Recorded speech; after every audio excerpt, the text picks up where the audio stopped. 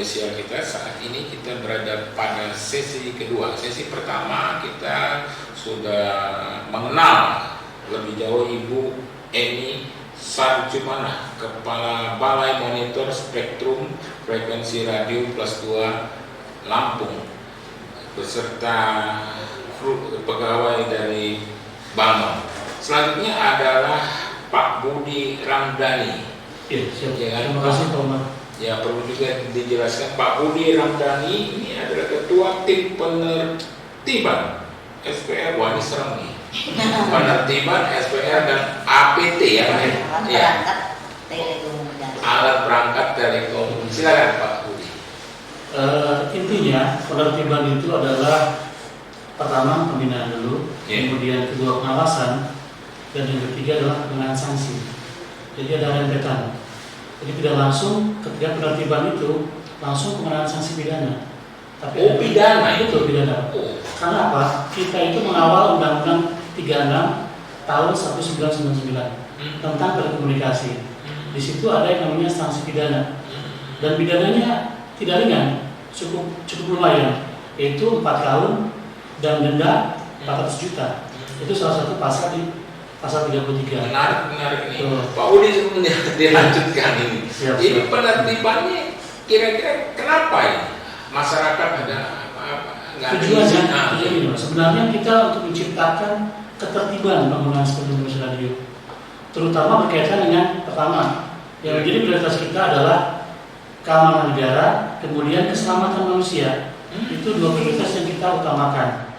Karena akhir-akhir ini banyak sekali gangguan dari penerbangan luar negeri Pak yang komplain ke kita. Itu akibat apa? Akibat adanya radio-radio dari nelayan atau pihak lain yang tanpa mereka sadari mengganggu komunikasi pilot yang melintas di negara Indonesia. Itu merupakan prioritas kita karena menyangkut keselamatan negara, keselamatan perorangan. Sebelum dilanjutkan Pak Budi, saya tanya Ibu Kepala ini, itu kira-kira Bu apa? Karena masyarakat kita yang nggak mengerti sehingga perlu ditertibkan atau bagaimana menurut Ibu? Untuk pelaksanaan penertiban ini Mas Umar, untuk Provinsi Lampung ini kita laksanakan karena memang kadang-kadang masyarakat tidak mengetahui bahwa frekuensi itu harus izin. Makanya pelaksanaan kegiatan penertiban frekuensi radio di Provinsi Lampung ini yang dilaksanakan oleh Balmon tidak serta-merta kita mengusung di sanksi pidana, tapi terlebih yang kita kedepankan adalah pembinaan. Sebelum pidana, kita lakukan pembinaan. Kalau sudah dibina nggak bisa, gitu ya, Bu Kepala. Tapi selama ini masyarakat Lampung cukup baguslah dalam pembinaan spektrum frekuensi radio, cukup tertib. Jadi akan sangat membantu kita untuk melaksanakan kegiatan di lapangan. Oke. Pak Budi ada yang ingin ditambahkan terkait tugas dan fungsi Pak Budi? Tadi yang diujungkan sanksi pidana, tapi sebelumnya ada pembinaan. Pembinaan seperti apa tadi dijelaskan oleh Pak Hairul. Kita mengadakan sosialisasi kepada masyarakat, kepada segmen-segmen tertentu, misalnya segmen penyiaran, segmen radio konsesi, segmen maritim, segmen penerbangan dan segmen-segmen lain. Itu supaya mereka lebih paham tentang apa tugas kita dan lebih paham apa yang mereka harus lakukan ketika berkomunikasi di radio atau penggunaan spektrum radio seperti itu. Itu sosialisasinya sampai kabupaten kota di provinsi Lampung. Sampai kabupaten kota. Cukup sibuk juga ini. Ya, lanjutkan Pak Budi. Nah, kedua selain itu kita ada media lain, media sosial terutama saat ini ya. Ada Instagram, ada Facebook, ada YouTube. Itu bisa mengakses ke Balmon. Seperti itu ada semacam campaign keselamatan, penggunaan frekuensi yang tertib dan bijaksana seperti itu. Terus keduanya kita juga mengadakan asistensi, Pak. Jadi misalkan ada masyarakat yang ingin mengajukan izin atau menggunakan frekuensi radio, bisa kita buka loket konsultasi yang dilaksanakan di Pak Hairul seperti itu. Jadi pembinaannya cukup banyak kita dari berbagai macam segi. Kemudian lanjut ke pengawasan ada di timnya Bu Vina nanti seperti apa. Kemudian nanti Selain sanksi pidana, sebelumnya ada lagi sanksi administratif, Pak. Tapi sebelumnya administratif dulu. Administratif pertama biasanya kita memberikan surat pernyataan, teguran atau semangat ST1, ST2, ST3, kemudian sampai ke penghentian pancaran sementara sampai mereka mengurus izin seperti itu. Kemudian baru tindakan polisional, penyegelan, terus pengamanan perangkat seperti itu.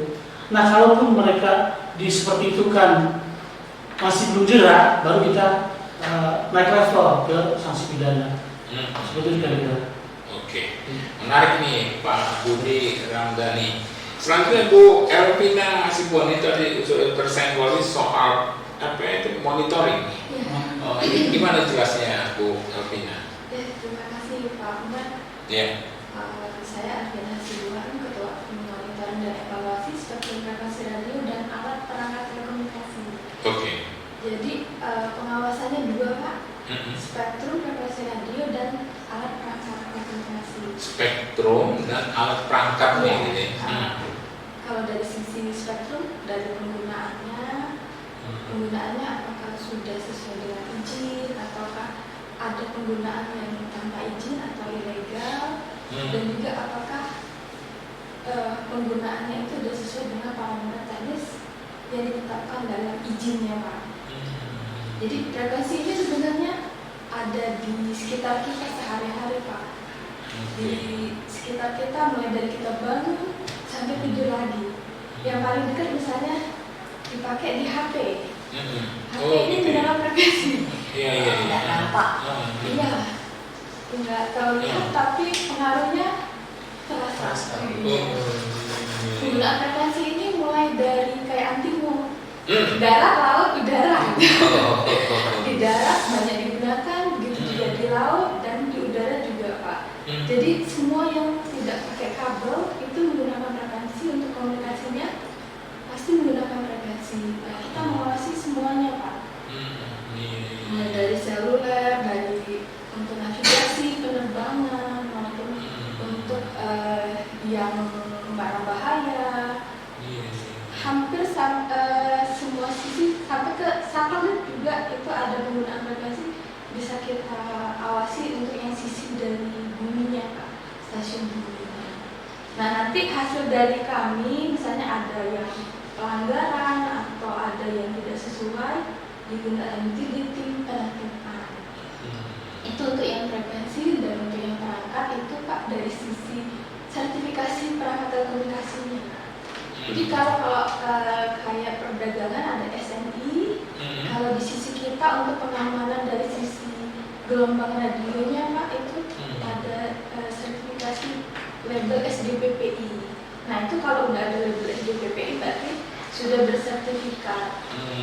Nah ini untuk pengamanan bagi penggunaan, kalau udah mendapatkan label sertifikasi itu berarti dia dari segi SARS radiasinya itu udah di bawah ambang yang udah ditentukan, jadi aman. Jadi itu salah satu bentuk kenapa perlu ada sertifikasi perangkat telekomunikasi. Menarik. Bu Elvina Hasibuan. Bu ini ternyata kalau saya mendengar penjelasan dari bapak-bapak dan Bu Elvina, termasuk Bu ini tugas tupoksi cukup banyak ini.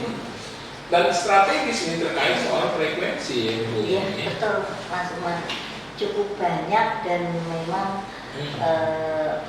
wilayahnya juga luas dengan 14 kabupaten dan satu kota madya ya. Dua kota ya. 15 kabupaten kota. Itu cukup sangat luas dengan pengguna frekuensi kurang lebih 12.000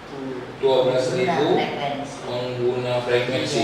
Itu masyarakat semua ya? Masyarakat. Dan itu udah ada izinnya atau bagaimana? Iya, sudah berizin. Oke, cukup sibuk ya terkait soal penertiban, monitoring, sertifikasi dan sebagainya. Oke Bu, ini kayaknya dialog spesial kita nggak cukup 1 jam juga nih Pak Budi. Banyak hal yang ingin kita kupas. Tapi kita akan lanjutkan pada sesi berikutnya ya. Ya pemirsa, Tegar TV dimanapun Anda berada, dialog spesial kita ini menarik terkait Balai Monitor Spektrum Frekuensi Radio Kelas 2 Lampung. Banyak hal yang sudah disampaikan pada sesi kedua, kita akan lanjutkan pada sesi selanjutnya. Jangan kemana-mana pemirsa, tetap di Tegar TV.